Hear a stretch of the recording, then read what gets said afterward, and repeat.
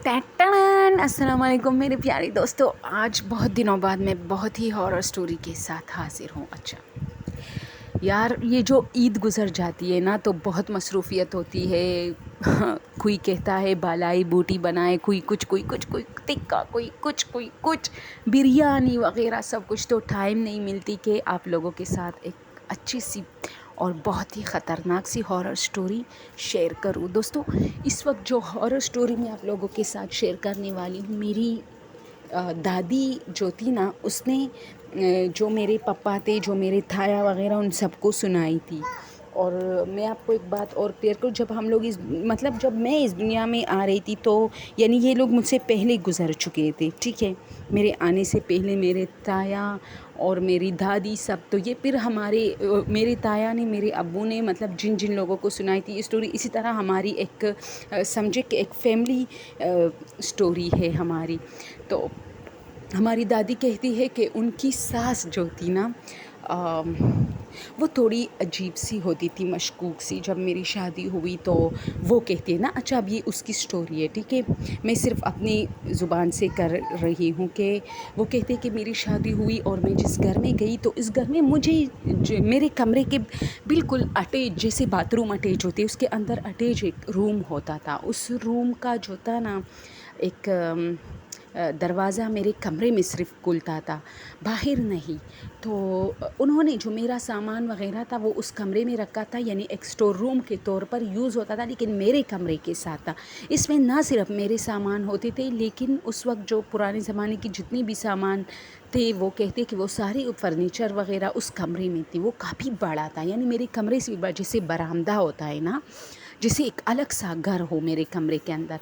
तो एक मतलब मैं सो रही थी तो मुझे वहाँ से ऐसी आवाज़ आती थी जैसे कोई लस्सी बना रहा हो, टाक इस तरह। वो जो अब भी होते बहुत सारे गांव में ऐसे ही लस्सी बनाते, मशीनों के ज़रिए नहीं, वो जो क्या कहते हैं उसको, मुझे उसका नाम नहीं आता। वो जो लस्सी बनाने वाली वो जो लकड़ी की चीज़ बनी होती है ना, उसको जैसे घुमाया जाता है दही के अंदर एक पट्टी की मदद से। तो वही इस तरह एक था। वो कहते कि उसकी आवाज़ आ रही थी, कड़ल कड़ल कड़ल कड़ल। तो मैं उठी, तो मैं अंदर गई तो लाइट लगी थी और वहाँ एक औरत बैठी थी वो लस्सी बना रही थी। तो मैं उसको देख रही थी कि यार, चूँकि मेरी शादी के सिर्फ 3-4 हफ़्ते हुए थे और मैंने इस जगह की सिर्फ इन 4 हफ़्तों में 2 बार चक्कर लगाया था कुछ सामान रखने के लिए। तो मुझे हैरानी हुई कि यहाँ कौन है, कि मतलब घर का ऐसा कौन सा फ़र्द है जो यहाँ इस वक्त है। और वो औरत मुझे देख के हंस रही थी। तो मैं समझी कि हमारी पड़ोस में कुछ औरतें थी जो अक्सर हमारे घर आती थी और उनके हाथ में वही चीज़ होती थी, वो लस्सी बनाने वाली पुरानी, वो जो लकड़ी की बनी होती है ना वो चीज़। तो मैं समझी ये वो है और यहाँ लस्सी बना रही है। तो मैंने कहा आप लस्सी बना रही हो? तो उसने मुझे कहा हाँ पियो। उसने मुझे भी लस्सी पेश की और साथ में वो जो बटर उसका बन रहा था ना, वो मक्खन, वो भी मुझे पेश की। और मैं वहाँ बैठी थी, उससे ढेर सारी बातें की। उससे मुझे कहा तुम्हें अपने माँ बाप याद आते हैं, तुम गांव में आई हो। हालांकि मैं शहर की थी, फिर गांव में मेरी शादी हुई मेरे इस तरह तायाजाद बाई से इस तरह। तो वो कहती है कि उसने मुझे लस्सी, मैंने उसके साथ इतनी देर सारी बातें की कि मुझे वक्त का पता ही नहीं चला। फिर मुझे अचानक ऐसा लगा जैसे मेरे हस्बैंड आए हैं कमरे में काम से। तो मैं जल्दी उठी, मैं अंदर आई तो मैंने देखा मेरे हस्बैंड गहरी नींद सो रहा था, यानी वो आया भी था और सो भी गया था। तो मैंने उसको जगाने की कोशिश नहीं की, बल्कि ख़ुद भी सो गई। और टाइम देखा तो अच्छा, टाइम अभी देखा नहीं था मैंने, घड़ी का वो नहीं था, इस तरह सितारों की मदद से टाइम का पता लगा जाए। तो मुझे ऐसा लगा था जैसे सुबह होने वाली थोड़ी सी मुझे आसमान में रोशनी जैसी नज़र आ रही थी। तो अचानक देखा कि फ़जर की अजान शुरू हो गई। मैं हैरान हो गई, क्या मैं इतने टाइम से उस औरत के साथ हूँ और वो भी सारी रात बस लस्सी बनाती रही?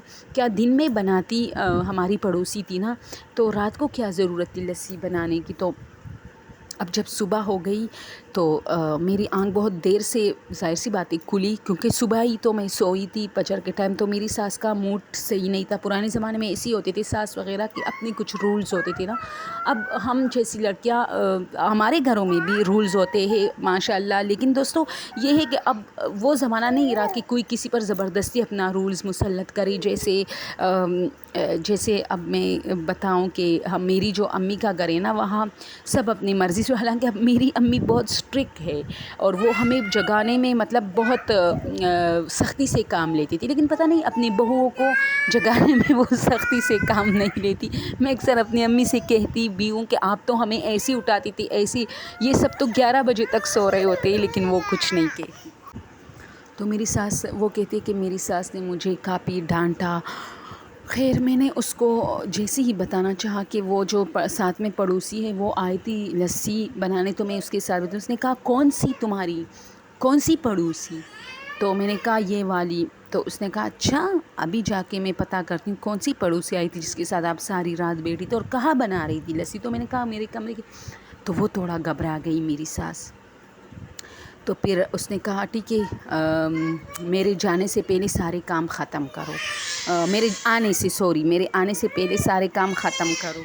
تو وہ میں جیسے ہی جھاڑو پونچھا لگانے لگی، کرنے لگی، تو میری ساس چلی گئی پڑوسیوں کے گھر اور میرے وہی پڑوسی پھر آئی۔ مجھے کہا کیا کر رہی ہو؟ تو میں نے کہا کہ میں تو صفائی کر رہی ہوں اور میری ساس مجھ پہ بہت غصہ ہے کیونکہ میں نے ساری رات آپ سے باتیں۔ اس نے کہا چھوڑو اپنی ساس کو، چلو میں تمہارے ساتھ ساتھ صفائی کرتی ہوں۔ اس نے اتنی جلدی یار، اتنی بھاری عورت، اس نے اتنی جلدی ساری صاف صفائی کی۔